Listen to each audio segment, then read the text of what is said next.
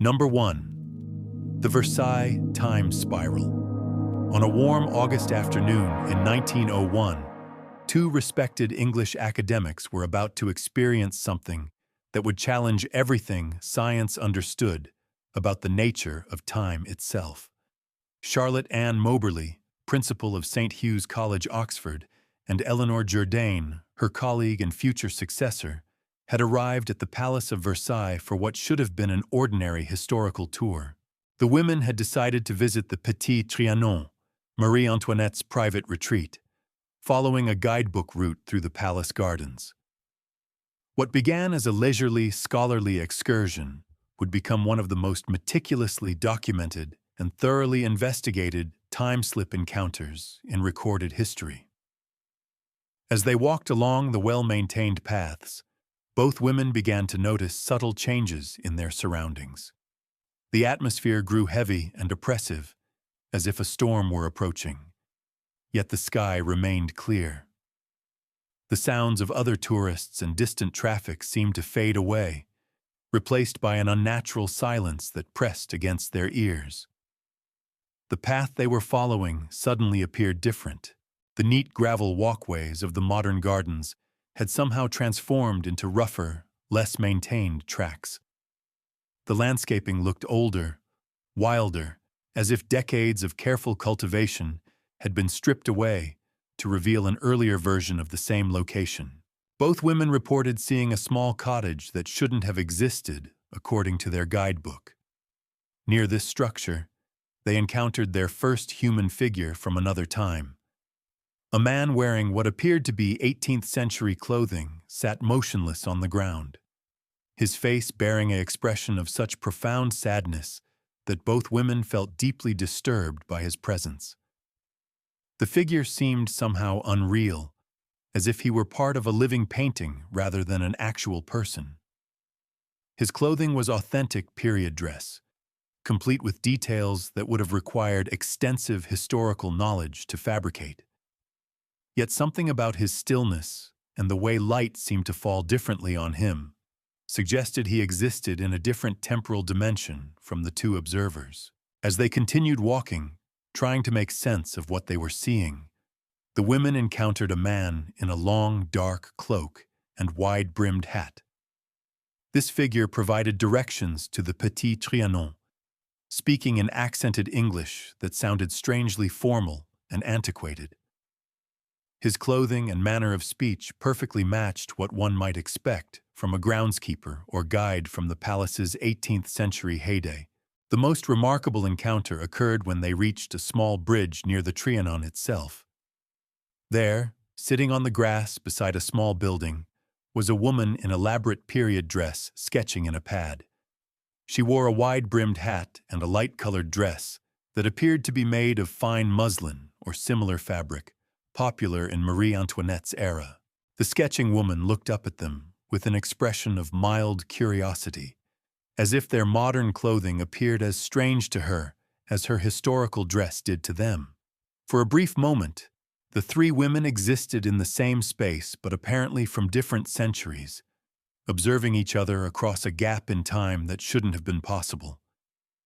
Then, as suddenly as the experience had begun, it ended. The woman with the sketch pad simply vanished. The oppressive atmosphere lifted like fog clearing in sunlight.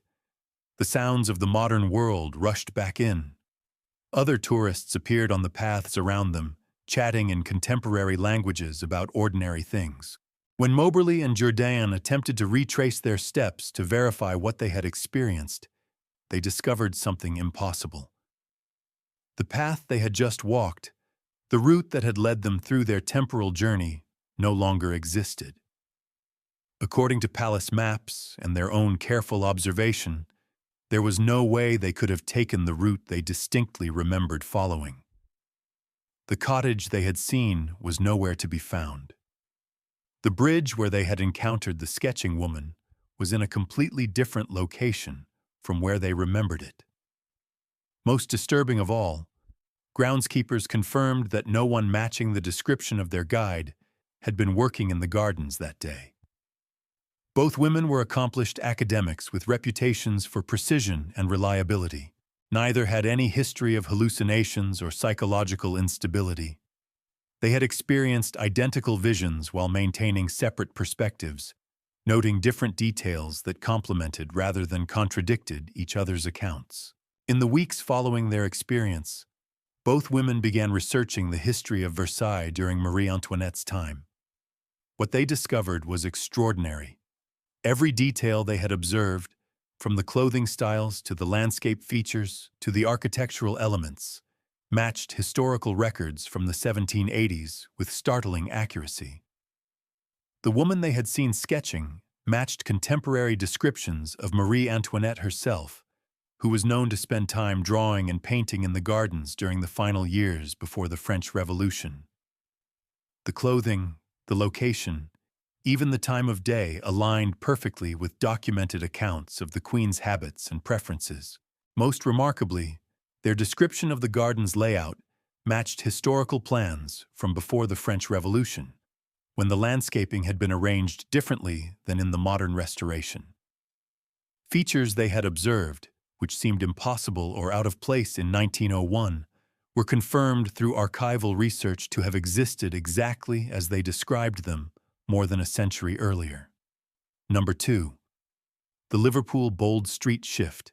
The bustling commercial district of Liverpool's Bold Street has gained an extraordinary reputation among researchers investigating temporal anomalies. Unlike isolated incidents reported by individuals, this location has generated dozens of independent testimonies from credible witnesses who claim to have briefly stepped backward in time while simply walking down the street. The encounters follow a remarkably consistent pattern.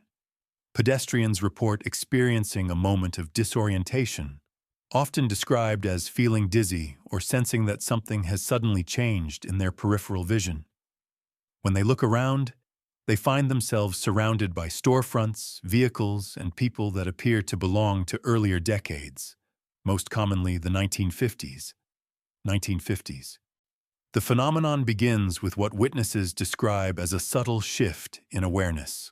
One moment they're navigating the familiar urban landscape of modern Liverpool, and the next they find themselves surrounded by storefronts that display merchandise and signage from decades past. The transformation appears to affect entire city blocks, creating pockets of temporal displacement that transport observers into earlier eras. Frank, a local accountant with over 20 years of experience working in the area, was walking to his office on a routine Tuesday morning when he noticed something peculiar about the bookshop he passed daily. Instead of the contemporary displays he knew well, the window featured vintage books with pricing in old currency. The shop's exterior had somehow transformed from modern glass and steel to the wooden facade and hand-painted signs typical of 1950s establishments. As Frank stood puzzling over this impossible change, he realized the entire street had somehow shifted backward in time. Double-decker buses painted in period colors rumbled past, their designs matching vehicles that hadn't operated regular routes for decades. Pedestrians wore clothing that perfectly captured the fashion sensibilities of the post-war era, complete with details that would require extensive historical knowledge to recreate accurately. The most unsettling aspect of these encounters is how completely normal everything appears to the people from the earlier time period. Shop owners conduct business with the casual efficiency of any ordinary day.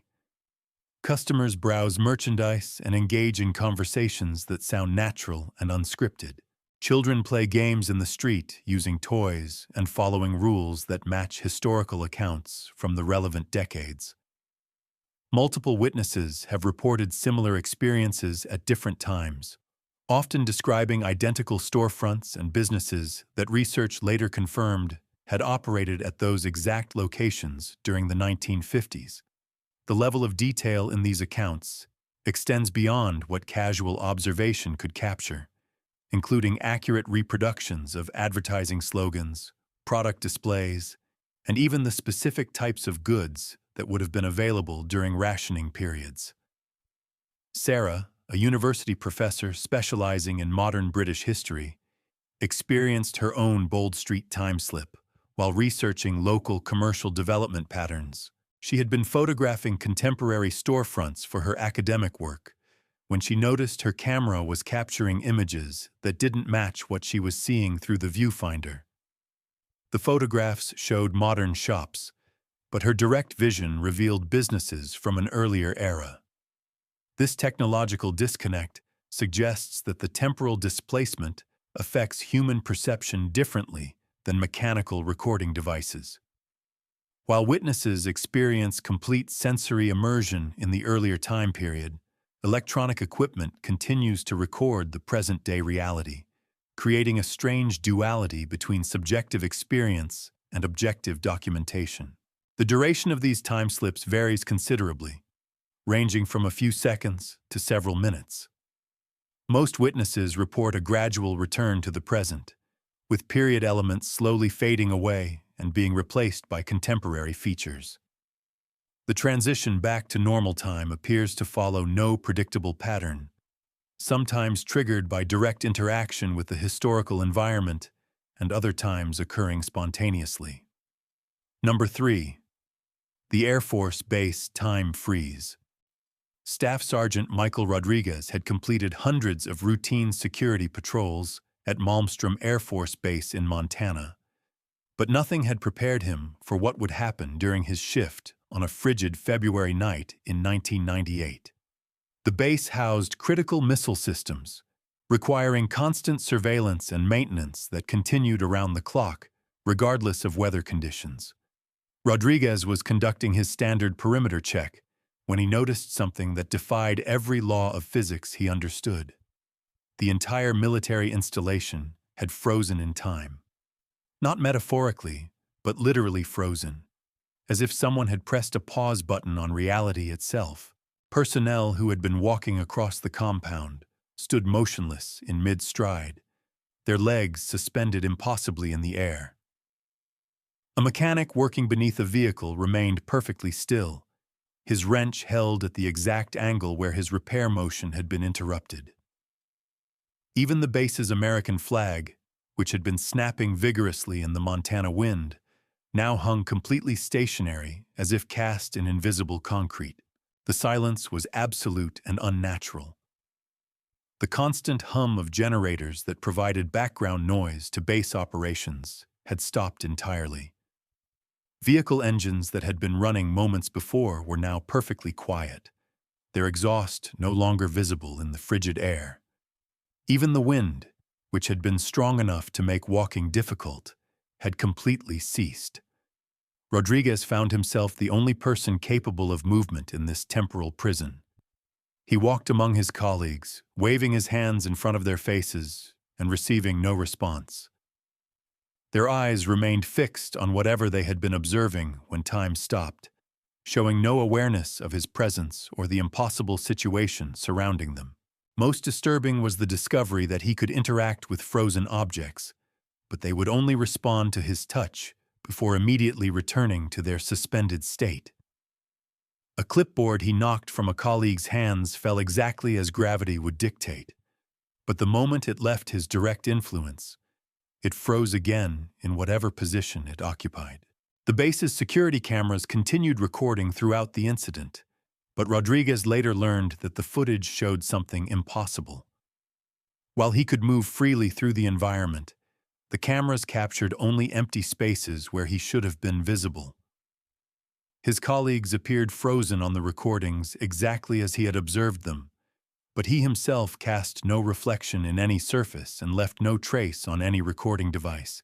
The temporal freeze lasted approximately 1 minute and 47 seconds, according to Rodriguez's watch, though he estimated the experience felt much longer. The return to normal time happened instantaneously, with no gradual transition. One moment, everything was suspended in impossible stillness, and the next moment, the base erupted back into its normal activity. His colleagues resumed their interrupted actions without any awareness that time had stopped. Conversations continued from their exact stopping point. The mechanic completed his repair motion as if no interruption had occurred. The flag immediately began snapping in the wind again, picking up the exact pattern it had displayed before the freeze. Rodriguez attempted to report the incident through proper military channels, but his superiors showed little interest in his account. Within hours, military investigators arrived to review security footage and interview personnel. The recorded evidence of the time freeze was immediately classified, and Rodriguez was informed that discussing the incident would violate national security protocols.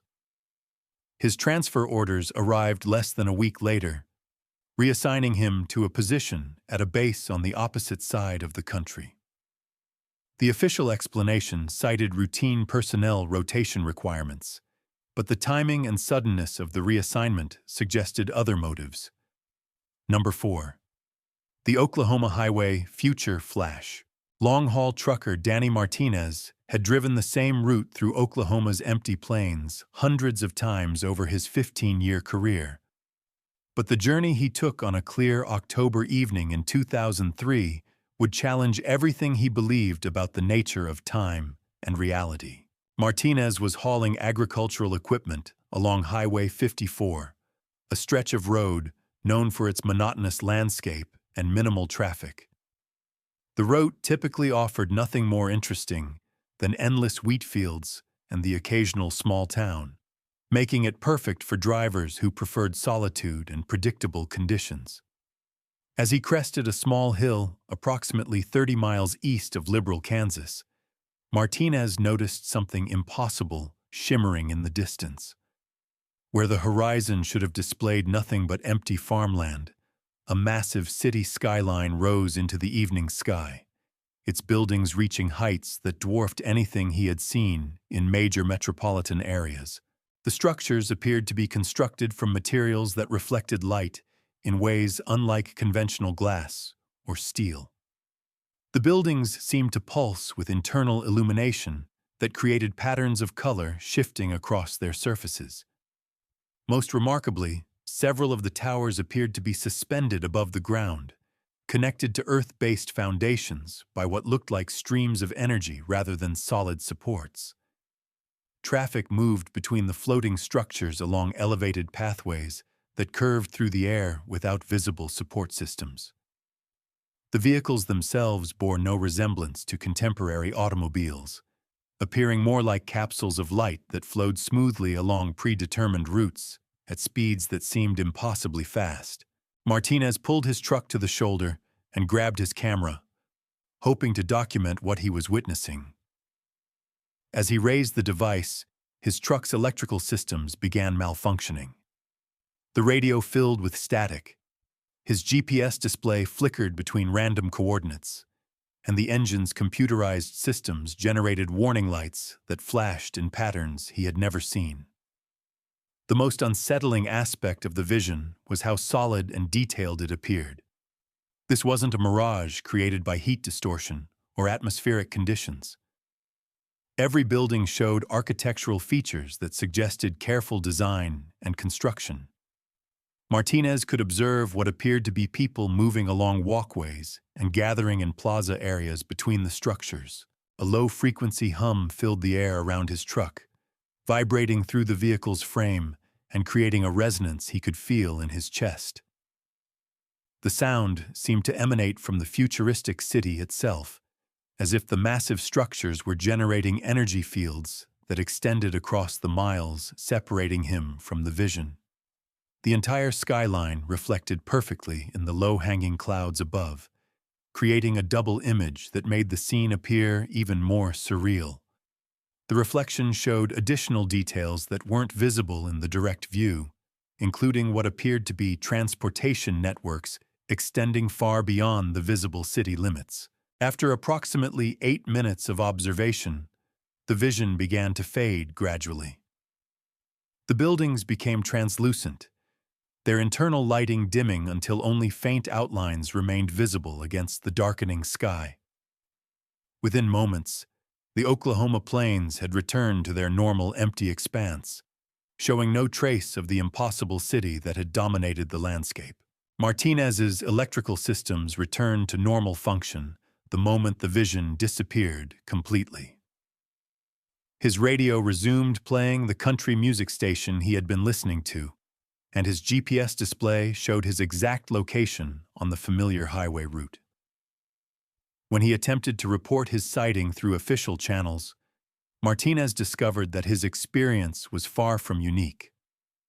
The Federal Aviation Administration had received multiple reports of unusual aerial phenomena along that same stretch of highway, including commercial pilots who had observed similar structures from significantly higher altitudes. However, all official investigations were quickly terminated and their findings classified under national security restrictions. Most remarkably, several architectural elements that Martinez described in detail were later identified by urban planning experts as matching conceptual designs for sustainable cities that wouldn't be publicly revealed until nearly a decade after his sighting. The floating transportation systems and energy-based building supports he observed corresponded to theoretical technologies that researchers were only beginning to explore in classified development programs. Number 5.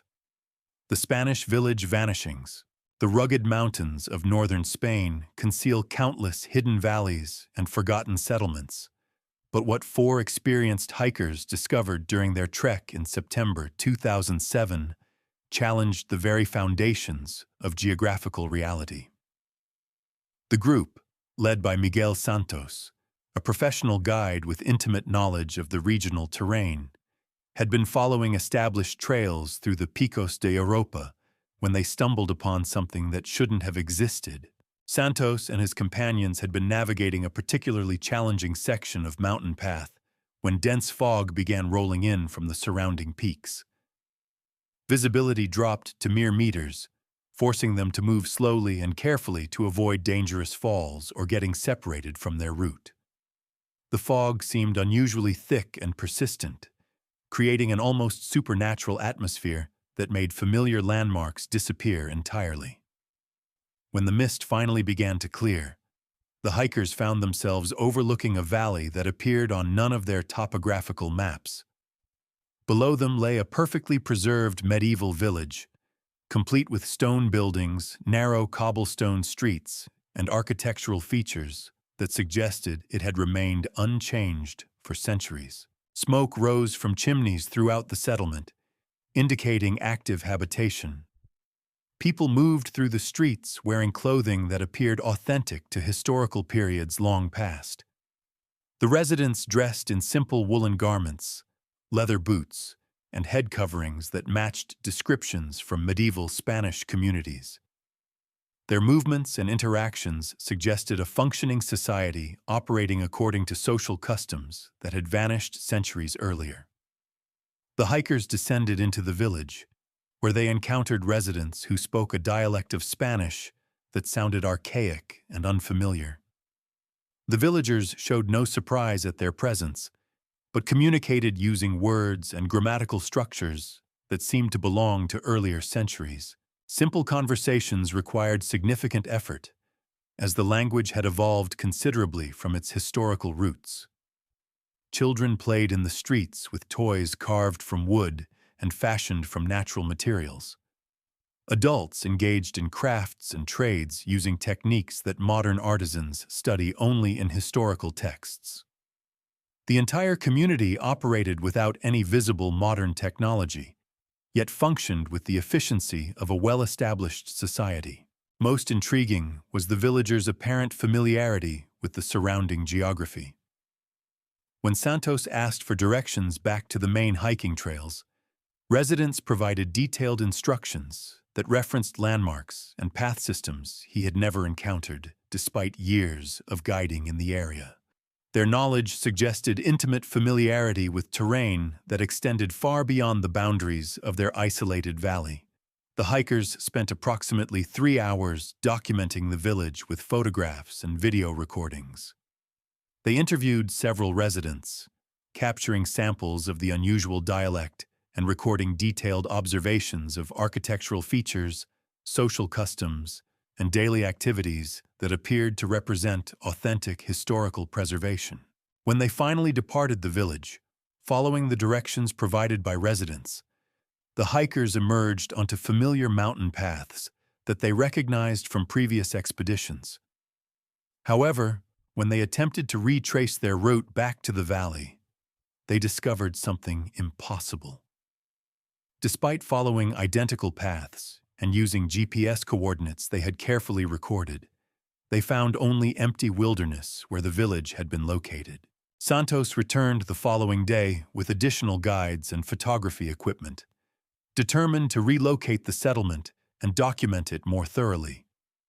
Multiple search parties combed the area for weeks, using professional surveying equipment and aerial reconnaissance. They found no trace of buildings, roads, or any evidence that human habitation had ever existed in the valley where they had spent those remarkable hours. The photographs and video recordings they had made during their visit showed only empty landscapes and natural rock formations. Despite their clear memories of documenting the village extensively, none of their electronic devices had captured any evidence of the buildings or residents they had observed and interacted with for hours. Linguistic experts who analyzed the hikers' descriptions of the dialect confirmed that the speech patterns they described matched historical forms of Spanish that had been spoken in that region during the 13th and 14th centuries. The specific vocabulary and grammatical structures they remembered corresponded to language evolution patterns that would require extensive academic study to fabricate convincingly. Number 6. The Japanese tunnel distortion.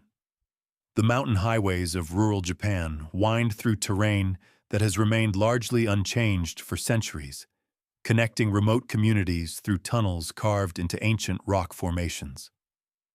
For delivery driver Hiroshi Tanaka, these roads represented routine commercial routes that he had traveled countless times during his 20-year career, transporting goods between urban centers and isolated villages. On a humid August morning in 2005, Tanaka was making his regular delivery run through the mountains of Gifu Prefecture when he entered what appeared to be a familiar tunnel. The Yamakawa Tunnel was a short passage, perhaps 200 meters in length, that typically required less than 30 seconds to traverse at normal driving speeds. However, when Tanaka emerged from the tunnel, he found himself in a landscape that matched no geographical features he had ever encountered. Instead of the modern rural community he expected to find, complete with paved roads and contemporary buildings, he discovered a settlement that appeared to belong to Japan's distant past. Wooden houses with traditional thatched roofs lined dirt roads that showed no evidence of modern construction or maintenance. Rice fields stretched across the valley floor, worked by farmers using traditional tools and techniques that had been largely replaced by mechanized agriculture decades earlier. The entire scene suggested a community that had somehow remained isolated from Japan's rapid modernization throughout the 20th century. Most unsettling was the reaction of the local residents to Tanaka's modern delivery truck. People stopped their activities to stare at his vehicle with expressions of complete bewilderment and fear. Children ran to hide behind their parents, who observed his truck as if it were some form of supernatural apparition rather than conventional transportation. The villagers wore traditional Japanese clothing that appeared authentic to historical periods from centuries past. Men dressed in simple robes and sandals, while women wore kimono with patterns and styling that suggested they had been handmade using traditional methods. Even the children's clothing reflected historical authenticity that extended to every visible detail. Tanaka attempted to communicate with several residents, but discovered that their dialect was so archaic he could barely understand their responses. While they spoke recognizable Japanese, their vocabulary and pronunciation patterns seemed to represent linguistic forms that predated modern standardization by centuries. The village architecture showed remarkable preservation of traditional building techniques that had been abandoned in most of Japan during rapid industrialization. Structures were built entirely from natural materials, using joinery methods that required exceptional craftsmanship. No evidence of modern utilities, electrical systems, or contemporary conveniences was visible anywhere in the settlement. Panic began to overwhelm Tanaka as he realized the impossibility of his situation. According to his GPS system, he should have been approaching a well-known highway intersection with modern facilities and regular traffic. Instead, he found himself in what appeared to be historical Japan, surrounded by people who seemed equally confused by his presence.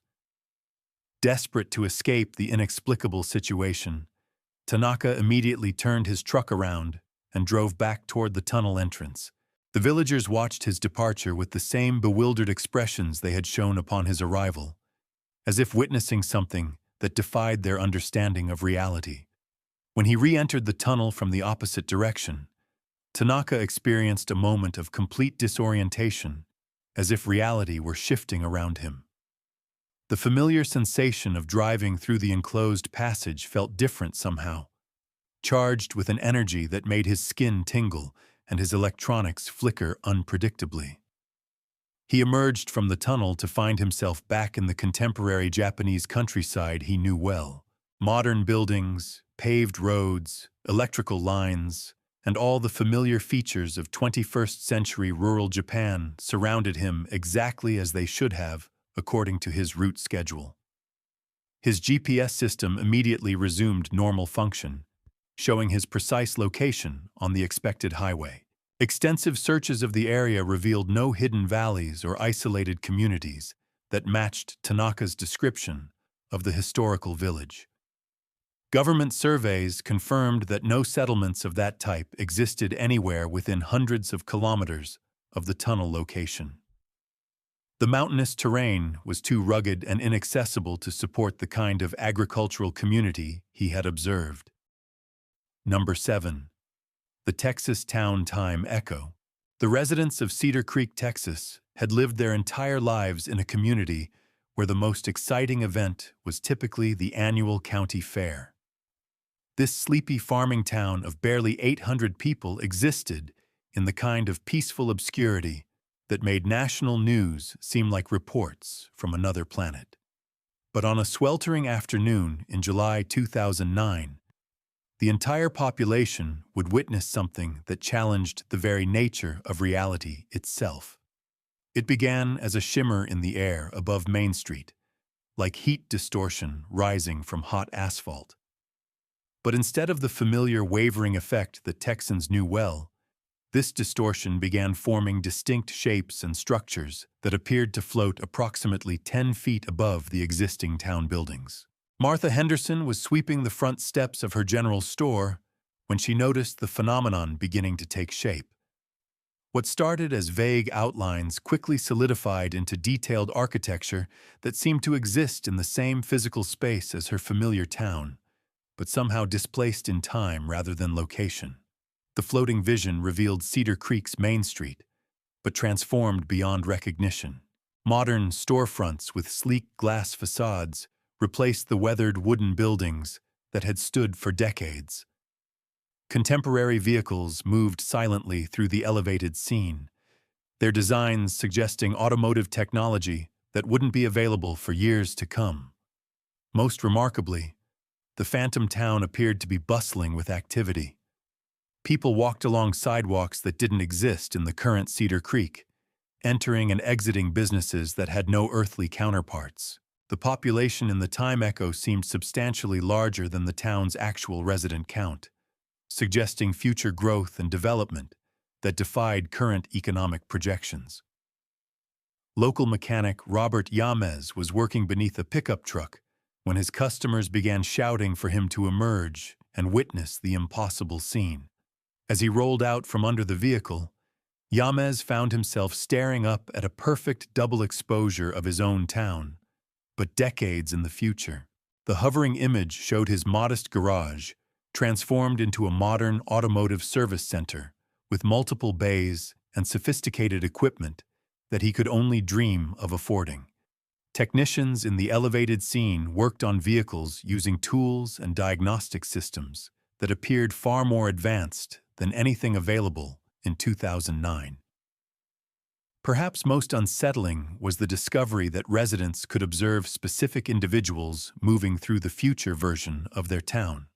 These phantom people appeared to be going about ordinary daily routines, completely unaware that their activities were being observed by residents from an earlier time period. Children throughout the elevated scene played with toys that wouldn't be invented for another decade, while adults conducted business using handheld devices that seemed to respond to touch and gesture commands. The level of technological integration visible in the time echo suggested a future where digital systems had become seamlessly woven into daily life. The phenomenon lasted exactly 53 seconds, according to multiple witnesses who checked their watches during the event. The hovering image gradually became translucent before dissolving completely, leaving residents staring up at empty air above their familiar buildings. No photographic or video evidence captured the time echo, despite several attempts to document it. What makes this case extraordinary is the prophetic accuracy of what residents observed. Over the following years, Cedar Creek experienced unexpected economic development that transformed the town in ways that closely matched the future vision. The modern storefronts, expanded population, and technological integration that seemed impossible in 2009 began manifesting through real construction projects and demographic changes. Number 8. The French train station leap. Business executive Philippe Moreau had used the Gare du Nord station countless times during his daily commute through Paris. But his routine journey on a rainy November evening in 1977 would transport him into one of the darkest chapters of French history. Moreau was hurrying to catch the evening train to Lyon when he noticed something unsettling about the familiar station architecture. The modern lighting seemed dimmer somehow, and the advertising posters on the walls displayed products and slogans he didn't recognize. The crowd of passengers around him moved with a different energy, more subdued and cautious than typical Parisian commuters. As he approached his usual platform, Moreau realized that the entire station had somehow transformed into its wartime appearance. Nazi banners hung from the vaulted ceiling, displaying swastikas and German text that sent chills through his body.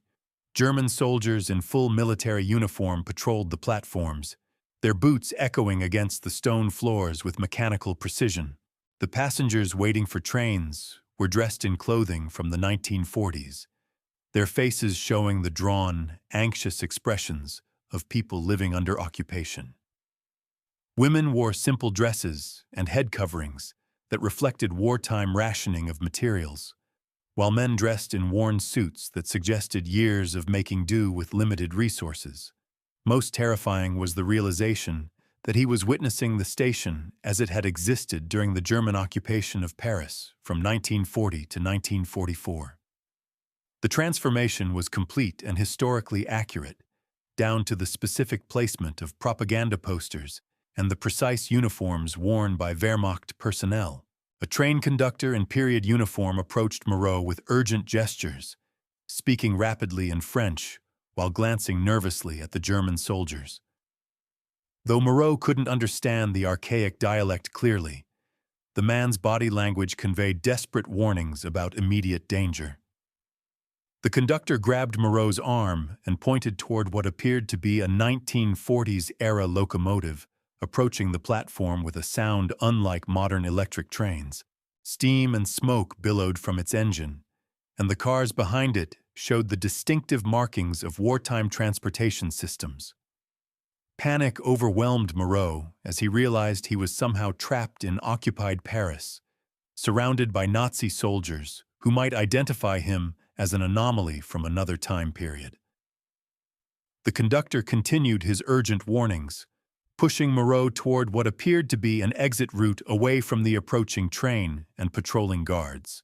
Following the conductor's directions, Moreau ran toward the station entrance, but stumbled and fell heavily on the stone floor. When he looked up, The modern Gare du Nord had returned to its contemporary appearance. Fluorescent lights illuminated familiar advertising displays, and ordinary Parisian commuters hurried past him without the fearful expressions he had just observed. The historical accuracy of what Moreau experienced was later confirmed through archival research. His descriptions of the Nazi banners, soldier uniforms, and even the specific locomotive design matched documented photographs from the German occupation period. Details he observed, including the placement of propaganda materials and the behavior patterns of occupied civilians, corresponded precisely to historical accounts from that era. Number 9. The Australian Outback Loop. The vast emptiness of the Australian outback has challenged explorers for generations. But what happened to a geological survey team in March 2011 defied every law of physics and geography they understood. Dr. Sarah Mitchell led a group of 4 researchers into the remote Tanami Desert, following GPS coordinates for mineral sampling locations that should have been easily accessible using modern navigation technology. The team had been traveling across the red sand landscape for hours when they noticed their GPS readings becoming increasingly erratic. Compass needles began spinning wildly, pointing in directions that changed with each observation. The sun's position in the sky seemed inconsistent with the time of day, casting shadows that fell at unnatural angles relative to their direction of travel. Most disturbing was the discovery that no matter which direction they drove, they consistently returned to the same distinctive rock formation after exactly 47 minutes of travel. The landmark was unmistakable, a towering sandstone pillar that rose nearly 30 meters above the surrounding desert floor. Yet according to their maps, no such formation existed in their current location. Each return to the rock pillar occurred at precisely the same approach angle, as if their vehicle were following an invisible track that guided them back to the starting point, regardless of their intended direction. The odometer showed they were covering substantial distances, but their apparent movement through space seemed to follow some form of circular pattern that defied conventional geography. Dr. Mitchell attempted to establish radio contact with their base station, but discovered that their communications equipment was receiving signals from radio stations that didn't exist according to their frequency databases. The broadcasts included music and news programs, but the content seemed to reference events and locations that no team member could identify. The temporal distortion became apparent when team members compared their watches and discovered that time was passing differently for each individual. While Dr. Mitchell's timepiece showed they had been trapped in the loop for 3 hours, other team members registered different durations ranging from 90 minutes to nearly 5 hours for the same period. Vegetation in the area displayed growth patterns that suggested different seasons occurring simultaneously within the same geographic space. Some plants showed spring flowering while others exhibited autumn leaf changes, creating a botanical impossibility that extended across several hundred meters of desert terrain.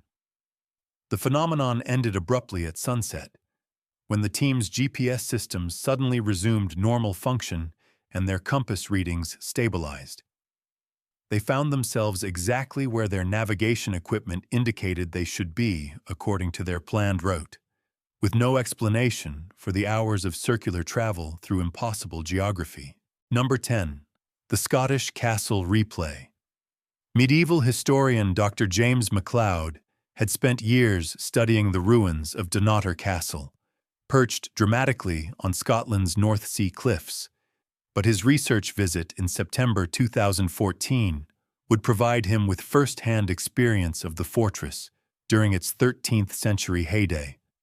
MacLeod was documenting architectural features in the castle's Great Hall when he noticed the sound of voices echoing from areas that should have been empty ruins.